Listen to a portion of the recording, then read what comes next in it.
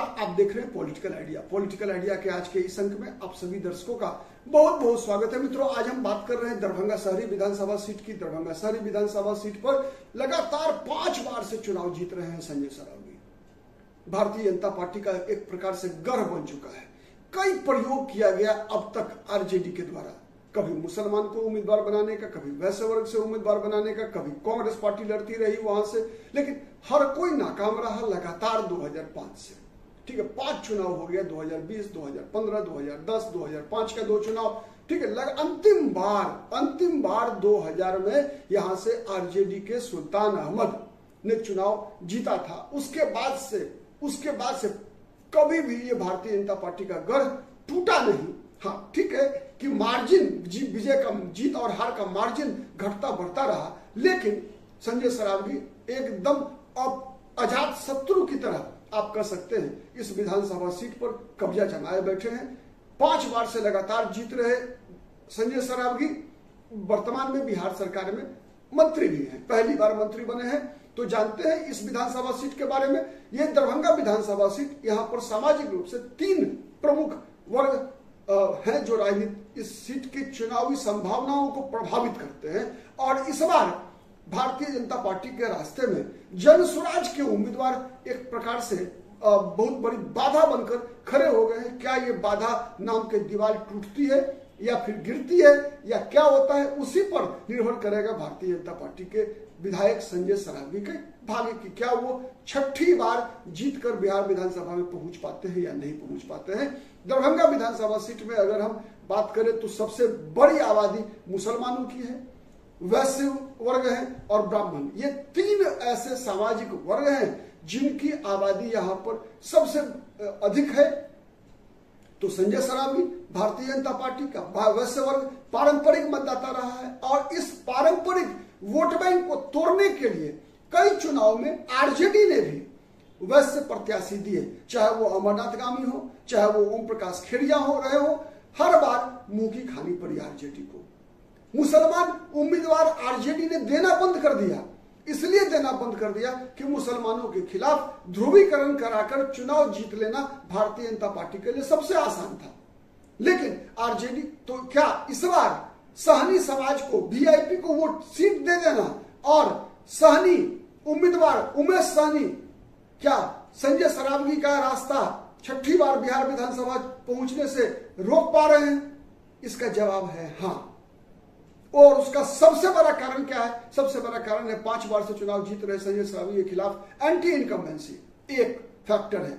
दूसरा फैक्टर है जनसुराज ने एक ऐसे उम्मीदवार को टिकट दिया वहां पर, पूर्व आईपीएस आरके मिश्रा को, जिनकी समाज के अंदर दरभंगा में एक पहचान जो है एक ईमानदार अधिकारी की रही, लोग सम्मान के नजर से देखते हैं। साथ ही चूंकि ब्राह्मणों का भी वोट लगभग 55,000 से ऊपर है, मिनिमम पोलिंग जो है 35 से 40,000 के बीच ब्राह्मण की पोलिंग कैपेसिटी होती है दरभंगा शहरी विधानसभा सीट पर, तो इसीलिए और ब्राह्मण मतदाताओं के बीच मिल रहे आरके मिश्रा को समर्थन, यह सबसे बड़ी चुनौती है भारतीय जनता पार्टी के लिए। इसलिए कि भारतीय जनता पार्टी जिस समीकरण के आधार पर लगातार चुनाव जीतती रही है, उस समीकरण में हर बार 19 और 20 का हेरफेर होता रहा, लेकिन 2 वर्ग समाज के ऐसे रहे जो बीजेपी के साथ लगातार एक टांग पर खड़े रहे, वो है वैश्य वर्ग और ब्राह्मण वर्ग।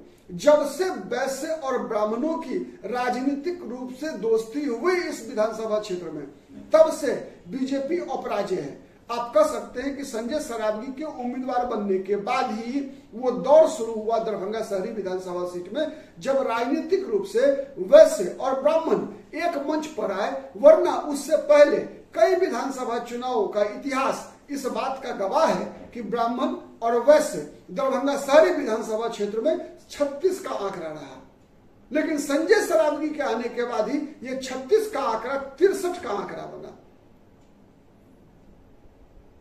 लेकिन सवाल एक और है, सवाल केवल बीजेपी के रास्ते में बाधा, बीजेपी के रास्ते में बाधा जनसुराज ही नहीं है, बल्कि उमेश सहनी के रास्ते में भी कई बाधाएं हैं। कई बाधाएं ये है कि पहली बार कोई किसी भी ऐसे दल से जिसके जीतने की जो मुख्य मुकाबले में है, कोई सहनी जाति का उम्मीदवार बना है। उसका असर यह है कि जो भी 17,000 18,000 लगभग सहनी मतदाता है दरभंगा शहरी विधानसभा सीट पर, लगभग आप कह सकते हैं कि इनका भी 2000 ईस्वी के बाद से लगातार हिंदूकरण हो चुका है। मतलब ये लगातार बीजेपी के साथ वोट डालते आ रहे हैं। लेकिन इस बार मतलब पहली पहचान क्या रही है, और मुस्लिम आबादी उन्हीं क्षेत्रों में अधिक रही है जहां पर कि मुसलमानों की सहनी पॉपुलेशन सब दरभंगा शहरी विधानसभा क्षेत्र में, जो लोग भी दरभंगा को जानते हैं वो समझ रहे होंगे कि दरभंगा शहरी विधानसभा क्षेत्र में अधिकतर सहनी आबादी मुस्लिम बस्तियों के नजदीक है। तो एक मुसलमान और सहनी समाज के बीच 36 का आंकड़ा लगातार रहा है सहनी समाज का मुस्लिम समाज के साथ। तो क्या वो जो 36 का आंकड़ा रहा है, जो 36 का संबंध रहा है, क्या वो सहनी उम्मीदवार के नाम पर क्या मुसलमान आगे आकर उमेश सहनी का उसी प्रकार से समर्थन करेंगे, उसी एग्रेसिवली आएंगे जैसे वो अन्य उम्मीदवार के साथ आते रहे हैं अब तक? क्या बीजेपी को हराने के लिए मुस्लिम मतदाता एक तरफा उमेश सहनी के लिए वोट डालेंगे? क्योंकि चर्चा ऐसी है दरभंगा में कि यदि ब्राह्मणों का वोट अगर अच्छी खासी संख्या में टूटा, जनसुराज के पक्ष में गया, तो मुसलमान स्थानीय स्तर पर यह भी कहते हुए पाए जा रहे हैं कि तब वहां के स्थानीय मतदाता बीजेपी के उम्मीदवार को हराने का जो स्वर्णिम मौका उनके हाथ में है 25 वर्षों के बाद, उस मौके को हथियाने के लिए आतुर है। और वो मतदाता तब उमेश सहनी के बदले जनसुराज के उम्मीदवार आर.के. मिश्रा के साथ भी जा सकते हैं। क्या यह संभव है? ऐसे ही कई सवालों का जवाब तो चुनाव के दिन 6 नवंबर को मिलेगा, लेकिन परिणाम तो 14 नवंबर को आएगा। और वो परिणाम किसके हक में होगा वो निर्भर करता है ये त्रिकोण पर ही, कि कौन किसका वोट कटवा सकता है, किसके वोट बैंक में डेंट लगेगा, भीतरघात होगा। मतलब पिछले चुनावों की तुलना में आंकड़े बदलेंगे। पिछली बार आपको पता है, पिछली बार बीजेपी के उम्मीदवार संजय सरावगी ने अमरनाथ गामी, जो बीजेपी के ही पुराने नेता है, वर्तमान में भी बीजेपी में है, अमरनाथ गामी जो आरजेडी के उम्मीदवार थे, वैसे समाज से ही आते हैं, ठीक है, उनको हराया था 10,639 वोट से। और तब जब तीसरे नंबर पर कोई भी सीरियस उम्मीदवार ऐसा नहीं था जो कि 5,000 वोट भी काट पाया हो। तीसरा उम्मीदवार नाम का निशान मिट गया था।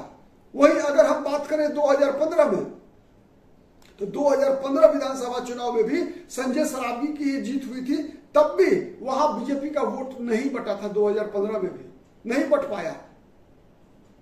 2010 में भी लोगों ने बांटने का प्रयास किया, लेकिन बटा नहीं। तीसरा उम्मीदवार की स्थिति वहां बहुत ही कमजोर हो जाती है। ये भी एक समय दरभंगा का इतिहास रहा है, क्योंकि अंतिम क्षण में कई बार देखा गया है कि शुरुआत के दिनों में जाति के आधार पर हुई गोलबंदी अंतिम क्षण में बीजेपी के पक्ष या बीजेपी के विपक्ष में होता है। मतलब शुरुआती दिनों में जातीय ध्रुवीकरण का दृश्य दिखेगा आपको।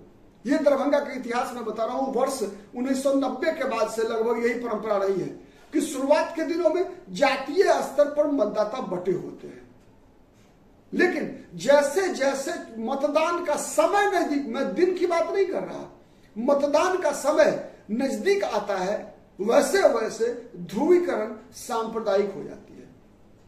मैंने देखा है कई चुनाव के अंदर कि लोग घर से निकलते हैं कि फलाने पार्टी को वोट देना है, लेकिन जब बूथ पर पहुंचते हैं तो कहते हैं ले रहे फलनमा, मजबूरी में फलनमा को दे देते हैं वोट। तो ये इतिहास है। क्या ये इतिहास बदलेगा? देखते हैं क्या होता है। 14 नवंबर का इंतजार करना पड़ेगा, लेकिन मैं हर पल परिवर्तित हो रहे हैं दृश्य के अनुसार हर खबर का विश्लेषण लेकर आपके समक्ष आता रहूंगा। फिर जब भी कुछ विशेष होता है आपके समक्ष हाजिर होंगे। तब तक के लिए नमस्कार।